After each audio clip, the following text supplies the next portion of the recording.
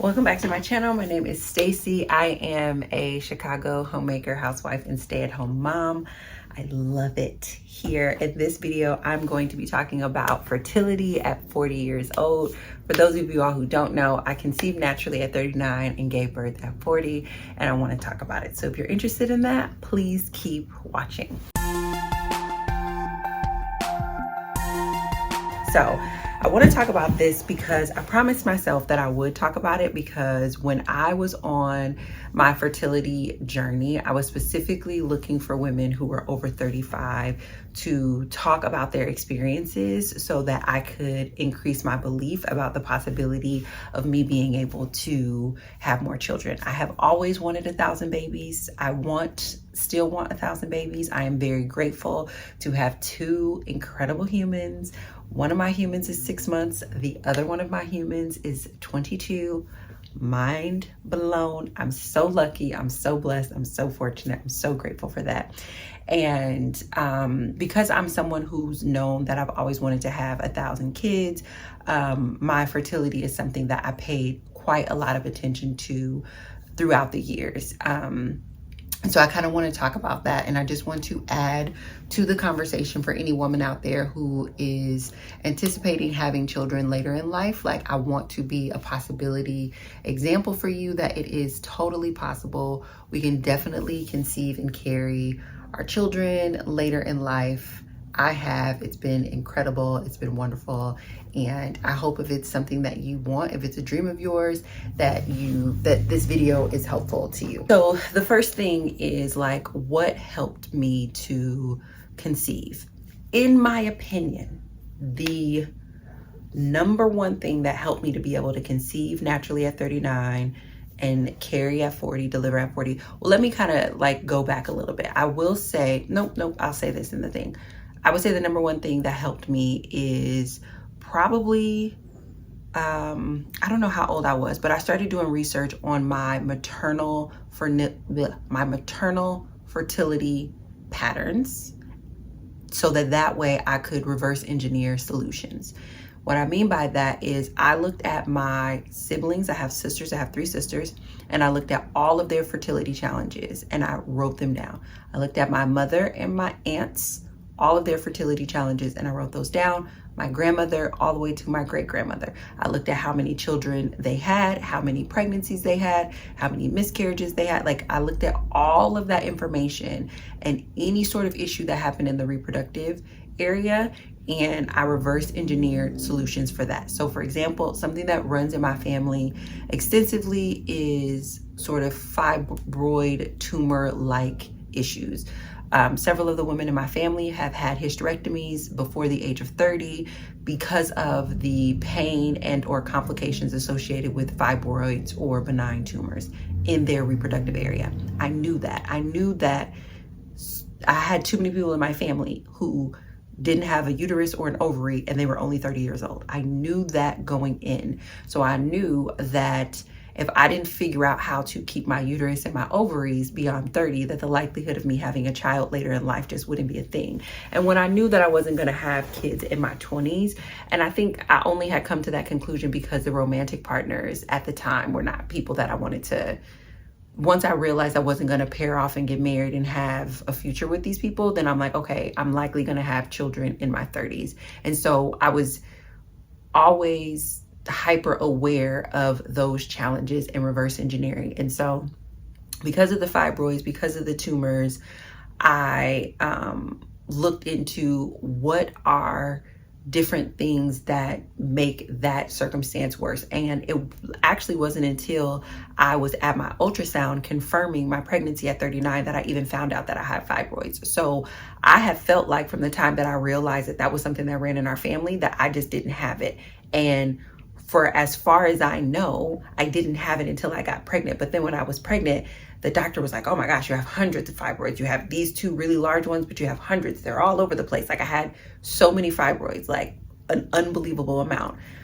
And I'm bringing that up to say that the first thing that I did was research my maternal history to understand my reproductive stuff.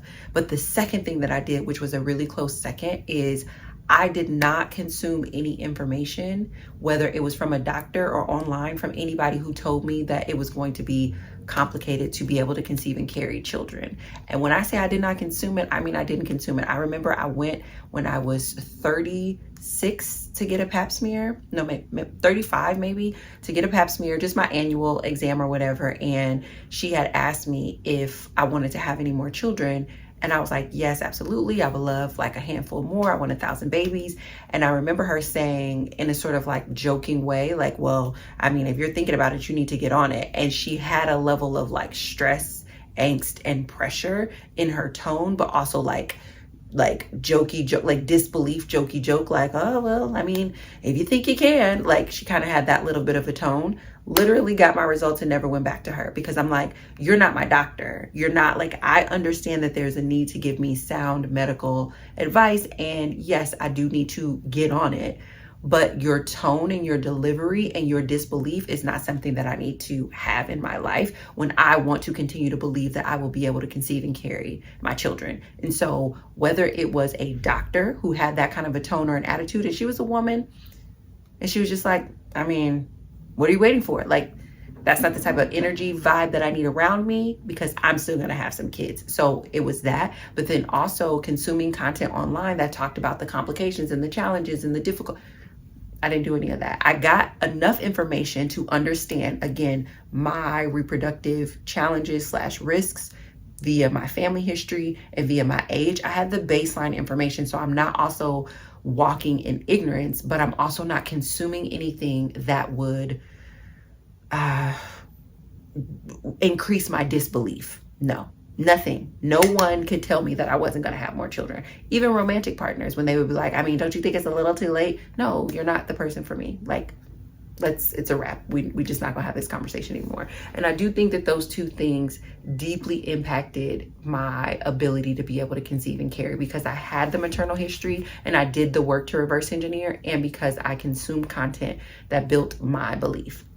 So to that end, with the maternal history, I knew that fibroids were a thing. I knew that tumors were a thing. I knew that inflammation was a thing. So 2 books that were really helpful with correcting some of those things. And I'm someone who believes in epigenetics. So I believe that you can be predisposed genetically to different things, but the environment that those genetics sit in determine whether or not those genes will be activated, thus whether or not you will have quote unquote hereditary problems. It's a quick, fast, and dirty epigenetics lesson, but that's what I believe. And so even though I knew I was predisposed to certain reproductive challenges, my goal was to make sure that my body never created the environment for those challenges to thrive. So to that end, I did an elimination diet. I want to say I did that when I was like 32, 33. Yes, it was on the heels of me having some other mental health challenges, but also long term, I was thinking like, this elimination diet, the reason I'm going to do it is yes for my mental health, but I'm also going to do it for my reproductive health, because I know I want to have children, and I know that the healthier my body is, the more likely it is I will be able to conceive and carry. Hands down, the best decision that I ever made was to go on an elimination diet and figure out what foods caused inflammation in my body, what foods my body didn't digest properly, what foods slowed me down, what foods, and in hindsight, what I know now, right?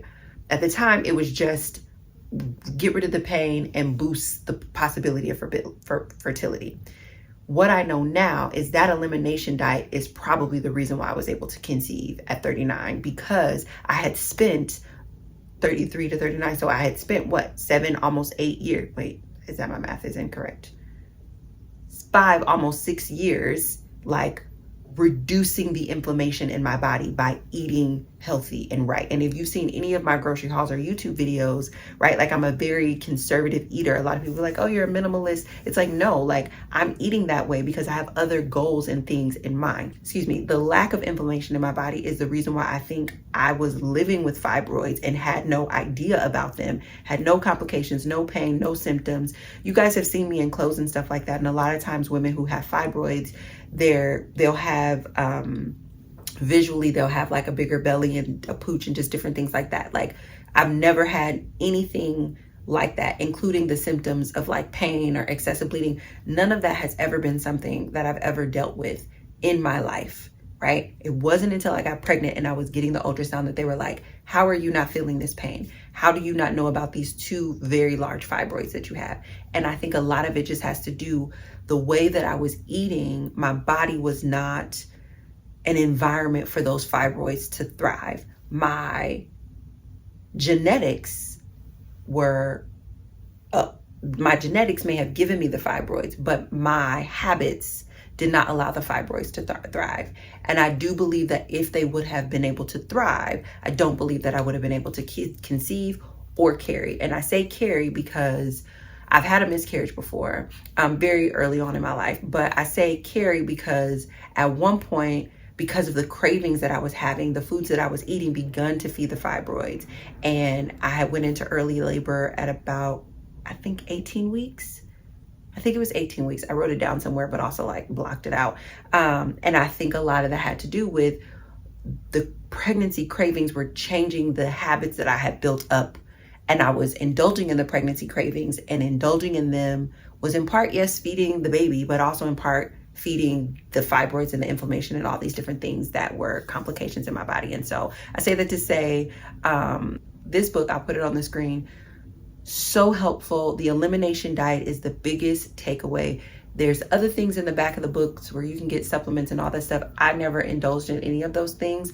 I took the meat from this book and it absolutely transformed my life. I've talked about how it's impacted my life from a mental health perspective, but from a fertility perspective, hands down the best decision that I ever made. In hindsight, it was because of this book that my body was even still capable, right? Because there's an element, even without my maternal history, I'm still in the geriatric age for conceiving and carrying. So there was that book. And then the next book is this book. It's called Awaken Fertility, The Essential Art of Preparing for Pregnancy. And it has more of an Eastern philosophy to conceiving and carrying. And it talks about the foods and how you are nurturing yourself so that your body can then be open to conceiving and then be strong enough to carry. And I think whether I was 39 going on 40 trying to conceive or carry, if I would have found this book earlier, I would have incorporated these foods into my diet sooner. And I mean, obviously I still had a good outcome, but I think the knowledge that I got from this, and I just want to show you guys, like, there's so many things that are like highlighted throughout this and like tab, because it was just very insightful to treat my pregnancy experience more holistically, and to treat it from the perspective of like co-creating the experience that I want to have. Like, yes, creating the environment within my body, but also creating the environment within my mind, within my habits, within all of that, so that I can get the outcome that I want. And I want to say I got this book probably like 6 months to a year before I conceived. And the reason I got this book is because I had saw another book, which is The First 40 Days, that is by the same author, where it talks about the first 40 days postpartum and what you should do for your healing. And I love that book. And so when I saw that it had this, I was like, oh my gosh, let me get this. And I don't know, I just think it was incredibly helpful. It talked about like eating foods that have an ovarian shape, right? Like something as simple as eating foods that have an ovarian shape to boost the mental model that you have of the strength of your ovaries. So some of the food is probably scientifically proven to boost fertility, but some of the food is just the woo-woo side of like eating shapes, eating colors, eating ingredients that mimic the reproductive organs that will be in use for this dream that you're trying to have. And it was just really, really helpful. It was a really powerful, helpful thing. It talks about your menstrual cycle, what to eat in different times of your menstrual cycle. So I think I had already built really good habits with the elimination diet. And then this was just layering on more foods that, because of the elimination diet, I wasn't seeking, but because I was really interested in fertility, this brought more of those foods to my attention, and I begun to consume those too. So I highly recommend this book and the other book, and it's Awakening Your Fertility, The Essential Art of Preparing for Pregnancy. I think the other thing that really impacts my ability to conceive and carry, which I know that this won't be available to all women, but because I had already had a successful pregnancy, I understand in terms of the likelihood of me having fertility challenges are reduced. So research suggests that women who have never conceived or carried and successfully given birth to a child before the age of 35 will likely have a harder time of conceiving, carrying, and giving birth after 35, because potentially, even though they may have not tried to conceive and carry until after 35, they may have already actually had fertility issues, but they just weren't aware of it because they weren't trying.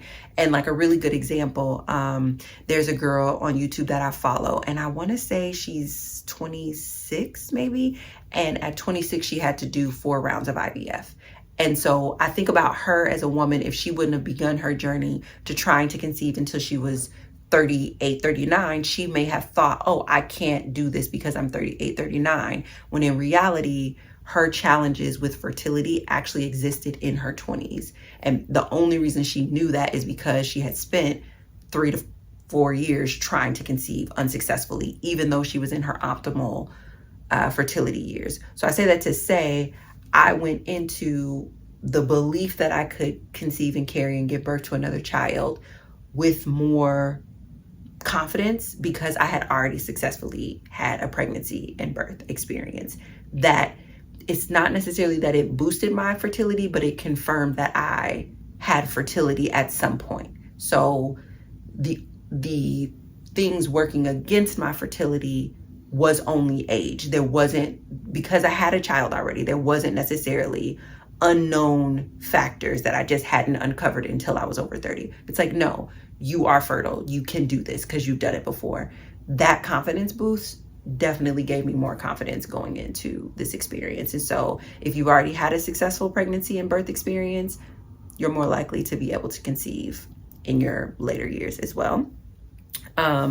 I think the other thing that I did is I reduced my stress significantly. And when I say I reduced my stress significantly, I think conceiving later in life is different than conceiving in your teens and your 20s. In your teens and your 20s, you have optimal fertile years on your side. So even our most stressed out teens and 20-year-olds can seem like they could just look at somebody and get pregnant, right? Because the fertility is just there. I think when you're trying to conceive later in life, you have to understand that your body has spent 1 to almost 2 decades in a certain environment of stress. And if you are trying to conceive and create a human using a body that has been under a decade plus years of stress, it is going to be harder, right? So the teen who might be stressed the year they got pregnant has only been under stress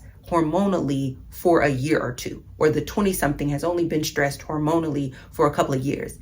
Whereas the adult woman over 35 has likely been stressed for decades, and that impacts your fertility. So when you're trying to go into when you're trying to go into pregnancy, reducing your stress is paramount. And you guys saw me, you watched me do this. I reduced my financial stress by going on this massive financial journey. I reduced the trauma that was sitting in my body via going to therapy and committing to therapy, being in therapy for 7 years. Yes, that was about my mental health, but it was also about the dream of being able to conceive and carry and have more babies, right? Like, it was always a part of the plan, because if trauma is stored in the body, my body may not allow me to hold this because I'm carrying too much trauma at this point, right? So it was that stress. The familial stress, right? Like, I worked through my family stuff so that I wouldn't be bringing that into this experience. Friendships, even like past romantic partners, like I eliminated all of those stress. The time when I conceived my daughter, I was literally living the dream. I had the business that I wanted. I have the romantic partner that I wanted. I'm living in the city of my dream. I'm living in the neighborhood of my dream. I'm even living in an apartment of my dream. And you guys saw me bounce around from apartments, right? Like trying to figure out like, what is my actual apartment vibe and where do I want to live? Like I was living the life that I wanted to live, which meant that I was living with a lower level of stress at that point in my life than any other point in my life. And while I understand that for most people, like completely eliminating all stress is not possible, I think a better mindset to have would be that like low to no stress is the path to a healthy conception and pregnancy and delivery in your latter years. And using the wisdom of your latter years to create that around you, I think would be helpful. So I think if I was 20 or even early 30s, like, oh, let me reduce my stress. Like I haven't lived enough to understand what I need to reduce my stress. But I'm 39 now. I know what I need to do to reduce my stress. I know what's stressing me out. And if you're 39 and you don't know what's stressing you out, figure that information out so that way you can reduce your stress. Like, yes, I'm walking every morning, but at one point I realized, you know what? I just like walking. Like I grew up in a city where walking isn't the norm. And I didn't realize how much that hindered me as a person because I genuinely enjoy walking. So when I would try to walk in my hometown, people would see me walking down the street and they'd be like, do you need a ride? And I'm like, no, I don't need a ride. And they're like, are you sure? And it would be all this like shame associated with me just walking. That's stressful. So I live in a pedestrian city where walking is normal and nobody's looking at me like I'm broke, busted, and disgusted because I'm walking. I genuinely enjoy walking. Like if walking could be a hobby, it would probably be like top 2 hobby. I love it. Like I love it. But I also, and because I love it, I indulge in it because it helps me to reduce my stress, right? Like these are things that we need to know. And having my stress be low because I was in part living my dream, but also being myself in terms of like, I'm a walker. I like walking. I'm a reader. I like reading. I'm a talker. I like talking. Like, right? Like y'all saw me. I was on the internet all the time talking. All of the things that make me happy and make me enjoy my life, I was doing those things. I was not under any significant amount of stress when I was attempting to get pregnant. I just wasn't. And I definitely think that helped, especially since I'm in my latter years. The last thing, and then I'll let you guys go, but I do think that this is important. I chose a partner who 2 or 3 things. 1, my body liked. And we do not have enough conversations around how our bodies will reject partners. It is heartbreaking to be in a relationship with someone that your body doesn't like. But at the end of the day, if you are in a relationship with somebody that your body doesn't like, you need to listen to your body. Your body doesn't have the ability to rationalize, okay? You need to listen to your body. And when I say your body doesn't like it, if you keep finding yourself getting yeast infections, bacterial vaginitis, hives, acne, your body may not like this person. And I'll give you an example from my own life. There was this guy I was dating. The first time we kissed, my whole face, my lips swelled up, my whole side of my face broke out from a regular French kiss. It was just a regular kiss. It wasn't like we were doing anything crazy. He didn't lick my face, but my lips swelled up, the whole side of my face broke out. My body doesn't like that man. It doesn't matter how we vibed and connected. My body doesn't like that man. I learned to listen to my body because before I would just be like, oh, I'm just a sensitive person, yada, yada, it's okay. No, if my body is reacting to you, then we can't do this, period, full stop, the end of discussion. So I chose a partner that my body liked. That matters when it comes to conception because once y'all start exchanging fluids and stuff, you don't want your body rejecting that. And if your body is rejecting it when it's like not fluid, imagine what's going to happen when there's fluid there. You need to find a partner that your body is compatible with. Whether you are looking at this from an actual fluid exchange perspective, hormonal, pheromones, I don't know what the science of it is. But I do know that as women, we know when our body likes a man and when our body doesn't. And a lot of us are pushing through with people that our body doesn't like. And it's going to be hard to conceive and carry with somebody that your body doesn't like. Second thing, I chose a man who matched my value system. Because me and Shanquise are incredibly compatible. Like, we are incredibly compatible. We're not the same person. So if you've seen our podcast, you'll see we're different. And a lot of people might be surprised that that's my person. That's the guy that I picked. They might be surprised. Y'all don't understand how compatible we are. And because we are so compatible, when I tell you my mind, my body, my soul is at ease with this man, now don't get me wrong. Do we still fuss, argue, whatever, rile up? Yes, that happens. But my body, my mind, my heart, my soul is at ease with this man because our values match. Our values are compatible. Our lifestyle is compatible.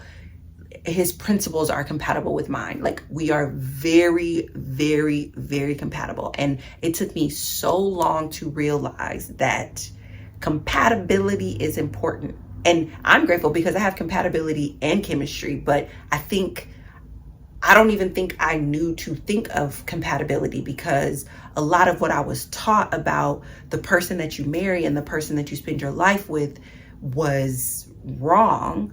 And so I didn't even know it could be this easy. I didn't know you could just find somebody that you're compatible with. Like, go figure. And once you're compatible with that person, even at our worst, I'm still more at ease with him than I am with some people when we were at our best. That I do think had an impact on my ability to conceive and carry, because from the moment we started trying, we were pregnant within the same month that we tried. Like, so basically the first month that we tried, that's when we got pregnant. And we tried immediately after we got engaged. And we tried immediately after we got engaged because the doctors were like, it's going to take up to a year. We can't treat you with infertility or we don't have any recommendations around that until you've attempted for a year. So I'm like, okay, bet. I know we're getting married. We're engaged now. It's going to take a year anyway. Let's just go ahead and start trying so that way after the wedding, we can go ahead and tell the doctor that's what I thought was going to happen. We got pregnant the same month that we started trying. But the compatibility puts me at ease, which makes my body less hostile, and it's an environment that wants to be able to conceive and carry. And then I think the last thing in terms of choosing a partner, I chose a partner who wanted kids. I did not choose a partner who wanted kids with me. And I dated a lot of men who wanted kids with me, but they did not want kids. And I learned my lesson. I do not recommend that women have children with men who want kids with them. I recommend that women have children with men who want kids. These are two different men. If you want me to talk about it, let me know in the comments, but these are two different men. And because I had chosen a man who wanted to have kids, he participated in what it would take to bring a kid here. Right, the thinking through because I had I'm a very strategic, type person.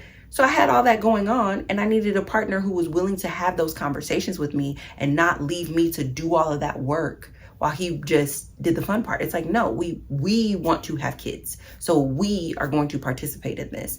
And again, that significantly reduced my stress, my frustration, my overwhelm, my fears, my anxiety. And I think I went into conception with so much less stress than a lot of my peers who are this age trying to conceive. And as a result, hormonally, my body was in the right position, because if you think about stress, the hormone that's pumping is cortisol, and cortisol is going to shut down conception every single time. Because it's literally telling the brain and the body, we cannot do this because we're stressed. And if we're stressed, we need to fight, flight, fawn, or freeze. That's not it. It's going to be very difficult to conceive under those circumstances, right? Just checking my list. A for reduced stress. So yeah, I hope that answers your question. I hope that is encouraging. I genuinely want to give hope to the woman who knows at this stage in her life she is going to have a child later in life. A lot of the information out there is incredibly scary, and I would say educate yourself with the research so that you can have baseline knowledge, and then do additional research on your family history, because general research matters, but your family history trumps general research. Because even when we look at a lot of the research on fertility and this cliff that everybody falls off at 35, it was based on a very specific sample of women who do not look like me at all. They don't look like me at all. We don't share the same lifestyle.